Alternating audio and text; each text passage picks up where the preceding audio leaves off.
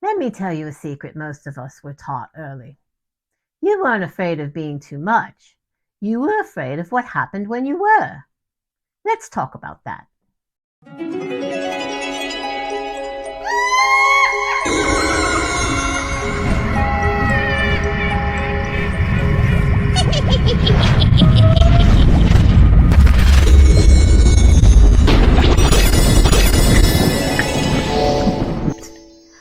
Oh, they've been so rough lately.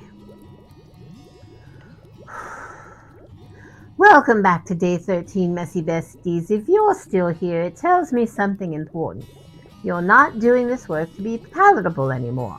You're doing it to be honest. Today's shadow is one many of us learn to carry quietly, especially women, especially caretakers, especially those of us who were praised for being easy, strong, or low maintenance. Today, we're working with the fear of being too much. This shadow sounds like, I don't want to be a burden. I would probably tone it down. I don't want to overwhelm anyone. I'll deal with it myself. But underneath those words lives a much older memory. A moment when your emotions were inconvenient. Your needs were ignored. Your excitement was mocked. Your grief was rushed. Your joy was contained. And you learned something dangerous. It's safer to be smaller. Being called too much rarely means you were actually excessive. It usually means your feelings didn't fit their capacity. Your needs interrupted their comfort. Your truth challenged their control. Your joy required their presence. That wasn't a flaw in you. That was a limitation in them. But instead of questioning their container, you questioned yourself. That's the shadow. This fear doesn't disappear with age. It gets more sophisticated. You over-explain. You apologize before speaking. You minimize pain with humor. You check the room before telling the truth. You swallow needs until they turn into resentments. And you tell yourself you're being kind. But kindness that erases you is not kindness. It's self-abandonment wearing a polite smile.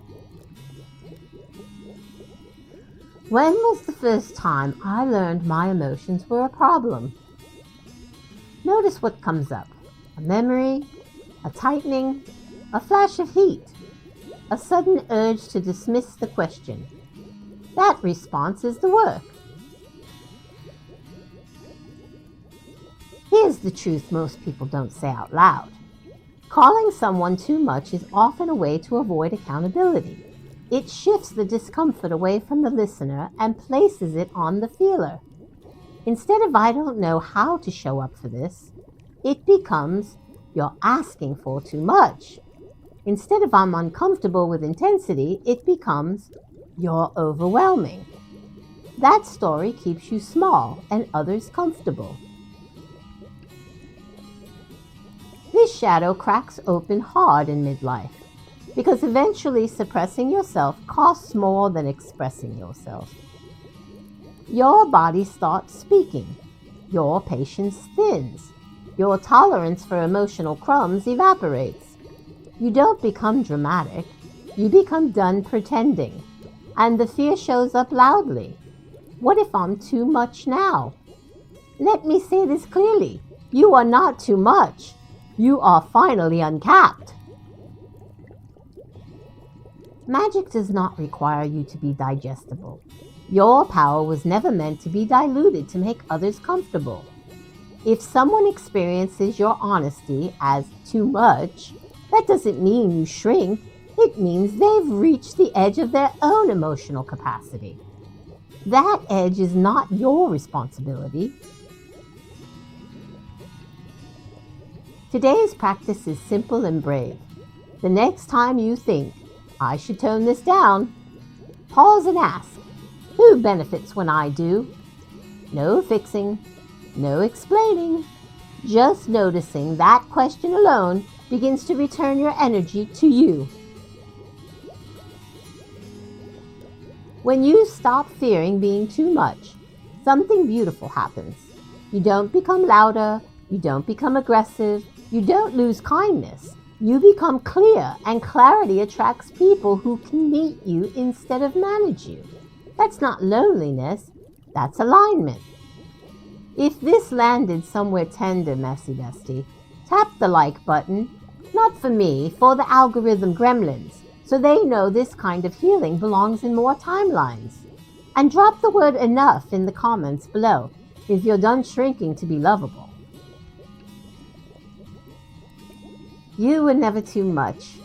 You were just surrounded by people who needed you to be less. I may be the witch, but you are the magic. And if no one told you today that you're allowed to take up space, consider yourself told. I love you, messy bestie. Stay strong, stay messy, but don't forget your magic. You're the real magic. I'll see you tomorrow, bestie.